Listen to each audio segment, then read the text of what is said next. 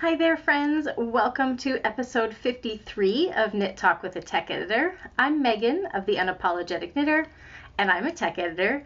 I am back from my almost 3-week trip home to Canada, where we did oodles and oodles of driving to get up there and back. It's about 800 miles each way, which we did for the first time with an electric vehicle. So we learned a lot about stopping time and charging and making the most of planning those charging stops. And we got to see so much family. If you watched last episode, you saw that I haven't been home in 6 years, which is a very long time for us. We went home a year and a half or so before the pandemic to celebrate my parents' retirement, and then hadn't been back since because COVID was kind of in the middle, and then we just got busy with work. So we had a wonderful reunion with immediate family, but also with my husband's extended family, of which there are lots of them. His dad comes from a family of 13 children, so there are lots of aunties and uncles and cousins and second cousins and co-workers. Everybody came together to celebrate my in-laws' 50th wedding anniversary. So there was lots of people to get reacquainted with, some to meet for the first time, but it was all in all a wonderful trip. And for Callie, our youngest dog, well, newest dog, she's actually older than Moo, she got to meet Grandma and Grandpa for the first time on both sides. And to say she was a favorite would be an understatement. Both of my parents at separate points said, if you forgot to bring Callie home with you and left her here, we wouldn't be upset about it. So that was kind of nice. You may also remember that 2 weeks ago, or 2 videos ago, I was telling you I was going to be taking a bunch of yarn home to knit my second Rhinebeck sweater. I packed all 7 skeins thinking, oh, bing, bang, boom, I'll knit this on the 20 plus hours of driving that we were going to have. No. This is all I knit. One sock. This is some beautiful Shetland spindrift that I picked up on my recent trip to Wisconsin. If you live in or around the Sheboygan area, I strongly recommend making a stop in at the Last Sheepicorn. It's a young, not first time in that location, but first time under this ownership yarn shop in Sheboygan. It's in a beautiful building on the corner of their downtown. The owner is absolutely lovely, and all of the yarn they carry is fantastic. So if you're in the area, give it a stop by. But today we are here to talk about compound raglan shaping. So let's jump right in. So what is compound raglan shaping? If we think of a traditional standard raglan sweater, it is, characterized by a strong raglan seam. It runs at approximately a 45-degree angle down both sides of the front of the sweater and the back of the sweater. And it uses very even, consistent shaping. A typical raglan yoke increases 8 stitches per round. You have 1 round of shaping where you add 2 stitches to every quadrant of the sweater, the front, the back, and both sleeves, followed by a knit even round. Compound raglan shaping uses a similar method of shaping, adding stitches on each side of a raglan seam, but at an every round rate, or multiple stitches per quadrant every other round. It might look like something like this. For option 1, we will use an every round increase method. So you would knit 1, make 1 left, knit to 1 stitch before the marker, make 1 right, and knit 1. And you'd repeat this 3 times across the round, adding 8 stitches. Unlike a standard raglan, you repeat this first round of increased stitches every round until the total number of stitches are achieved. The second option is a bit of a combination of a standard raglan where you have a knit even round, but on the increase round we're going to increase 16 stitches instead of just 8 stitches. This rate of shaping is used to add additional slope or shaping at a faster rate. It is generally not used for the entirety of a yoke, but rather just a portion of it to achieve a target stitch count within a target yoke depth. So we're going to take a look at some sample swatches that I've knit to mimic a raglan shaping in a top-down circular yoke. These examples will have some standard raglan shaping as well as some compound raglan shaping, so you get a sense of what the two methods of increasing will do. So before we jump into an analysis of compound raglan when we look at it from the top down, let's just take a look at how to work the make one left or make one right increases when you're working compound raglan shaping. Unlike when you work a traditional make one left or make one right where you've had a round worked between the stitches, whoops, of course I dropped that stitch. If we were to make a make one right or a make one left between this stitch on my right hand needle and this stitch on my left hand needle, it's very obvious that it's going to be this top running bar between our stitches that we lift and knit our increase into. When you're working compound raglan shaping, you don't have that intermediate round between your increases. You have an increase worked every single round. You can see them here. You can see this crisscross stitch going in front. Those are indicators of our increases, and they are being worked every single round. So when we've knit our first stitch following the marker and we need to work an increase between that first stitch and the previous round's increase, we see two bars here. And I had a question about which bar to pick up to work your make one left or make one right. Much like when we pick up between stitches where there's an even round in between, we're going to pick up the top bar. So if I said I wanted to work a make one left, using the tip of my left hand needle, I'm going to scoop under that top bar. This is the leg of the previous increase, and I'm going to knit through that stitch to twist it closed. Now if I pull that back over to my left hand needle just to take a look at it, you can see it looks identical to the previous round's increase. The way to tell if you've picked up the correct bar, for example, if your yarn is perhaps not as large and you don't have as much space between your stitches, is you want to pick up the bar that will reduce the size of the stitch on your left hand needle. You can see if I pull this bar, this stitch gets smaller. See if I carefully drop that off my needle, you can see that pulling this shrinks that stitch. So that's how you know that you have picked up the correct bar. So from that point, you can just work your make one left or make one right exactly the same as you would as if you had a knit even round in between. I thought the best way to explain compound shaping was to knit up a sample yoke using different techniques in each section. If you want to knit up this sample yoke to test the differences in shaping in each section for yourself, I've got instructions in the description below the video. You can use any weight of yarn, but I used a bulky weight that I had on hand, and of course it is my favorite UU Yarns Baa Baa Bulky. This sample used about 50 grams.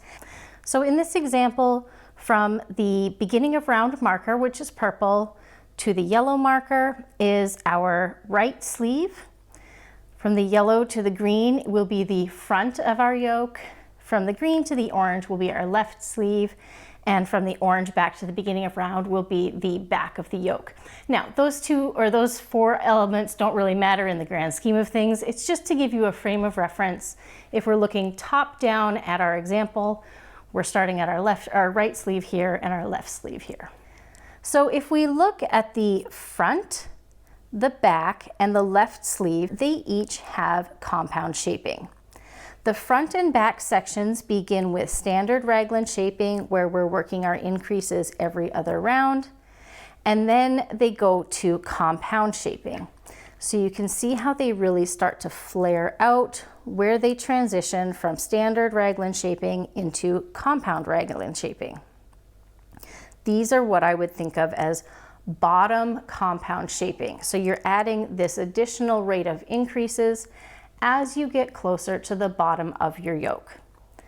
The left sleeve, by comparison, has the compound shaping at the top right below the ribbed collar. And then it transitions to nose shaping. So the edges of your sleeve actually become vertical relative to sort of the neckline. Neither method of compound shaping, whether it's at the bottom or at the top, is more right or wrong when it comes to adding stitches at an increased rate of shaping, but as you can see, they provide very different aesthetics. Using the compound raglan shaping at the top creates a bit of a saddle shoulder style, in appearance only. If we fold this up so that it looks more like a sweater, you can see our increases are very quick and then they go straighter. Using the compound raglan shaping at the bottom of your yoke, right above where you're going to separate for the sleeves, is a little bit more of an invisible or a hidden way of increasing stitches. This curve that you see towards the bottom of each of the sections where I've used the compound shaping at the bottom will get tucked under the arm once the sleeves are separated from the yoke and the body begins. Once again, if we fold this to show you what it would look like as if it was a sweater, you can see how this naturally curves towards the underarm. As this goes around a body and this rounds out, those curves become almost invisible. So if you decide to add compound shaping to a garment for stitch count purposes, for example, if you're making a modification to a pattern where it's not included, consider whether you want it to be more noticeable as a design feature, like when you work it at the top of the yoke, or less so when you work them at the bottom of the yoke. Let's examine some visual differences in the work.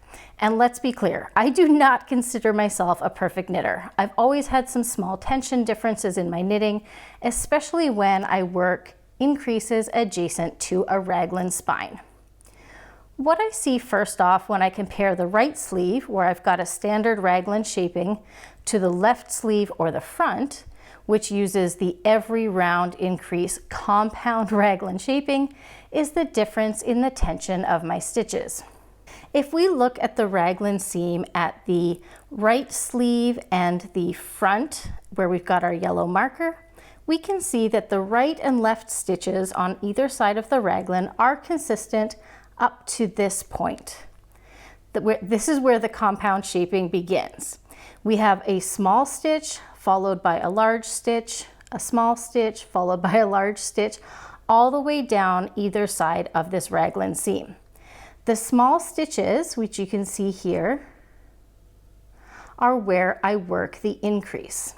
If we pull this apart, you can see my increase here is adjacent to this small stitch. And this one gets smaller because we're lifting the leg to create a new stitch. So we get a small tension differential. As we get into the compound shaping on the front, you can see how the pattern of stitches changes as compared to the standard raglan shaping.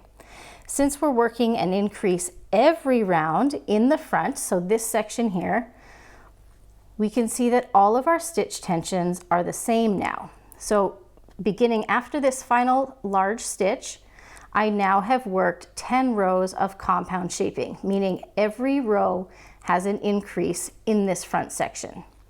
In the standard raglan section, our large stitch, small stitch, large stitch, small stitch continues because we're still working our increases at every other round interval. This is only to show you an example of how our stitches can differentiate in the raglan seam based on where we're working our increases. So with that said, if you are someone who values visual consistency in your work, but you also need to work a compound raglan for stitch count purposes, there is a second option to the compound shaping. So bear with me, I'm going to rotate this around. So now everything is opposite, but I think it's easier to see. This is the back of the sweater. This would have been our original right sleeve. I'm now just showing it on the left so we can take a look at this raglan seam here. So in the front, we had our compound shaping that started in our last 10 rows. And in the back, we also have a method of compound shaping, but it's a little bit different. It will maintain the big stitch, little stitch, big stitch, little stitch in the raglan seam so that it matches the sleeve, or if you want to say so that it matches the column all the way down. But instead of working a increase every single row, we are going to be working an increase and a second increase across the row and still maintain an even knit row in between. This would be the second increase option that I showed you in the visuals on the screen earlier in the episode. So you can see that we've got our small stitch because we worked an increase right here, and that is our final single increase round of our raglan shaping. Next, we transition to our compound raglan shaping, where we're going to be working double increase stitches on a row. So we're going to have our, you know what, I think it's actually one row up. Here it is here, I apologize. So here is an increase here, and then we count over 2 stitches, and here is a second increase. So rather than working increase, increase, increase, increase on every single row, we're going to work 2 increases on one row that are 2 stitches apart, and then we'll get to have our next round still knit even. And the next row, once again, we've got our increase right at the raglan seam. We've counted over 2 stitches, and there is our second raglan, or our second increase. So we're still working compound shaping insofar as we're doubling the number of stitches that we are using to shape that particular section. So you still get that S curve. However, instead of working them every row as we did in the front, which changes the look of our raglan seam, we're doing it mathematically just a little bit differently. I will say that with this method, you still can see the second set of increases that are just 2 stitches out from your raglan seam. But if you're someone who cares about the visual integrity of your raglan seam itself, this is probably the best option. Plus, this hasn't been blocked, so I think this would probably bloom a little bit, the tension would even out, and you wouldn't notice that secondary column of stitches quite so much. Now let's just take a quick look at each of these sections from the yoke that I just showed you independently. This would be what we would consider a standard raglan section. This could be a sleeve, or this could be the front or back of your sweater. For simplicity's sake, let's just say it's a sleeve. This is a case where we start with a few stitches and work our increases at every other row intervals. The shaping is fairly regular. It's roughly a 45-degree angle. If we were to try and draw some imaginary axis there, it's roughly a 45-degree angle. And this is going to be, like I said, the standard. This is what you see in most patterns. So next week, we are going to take a look at a section that was in my original sample as well, where we started with our standard raglan shaping, working our raglan every other round, transitioning to the compound shaping. This shows you just how much you get an S curve in your work once you begin to work your increases every round, as opposed to every other round.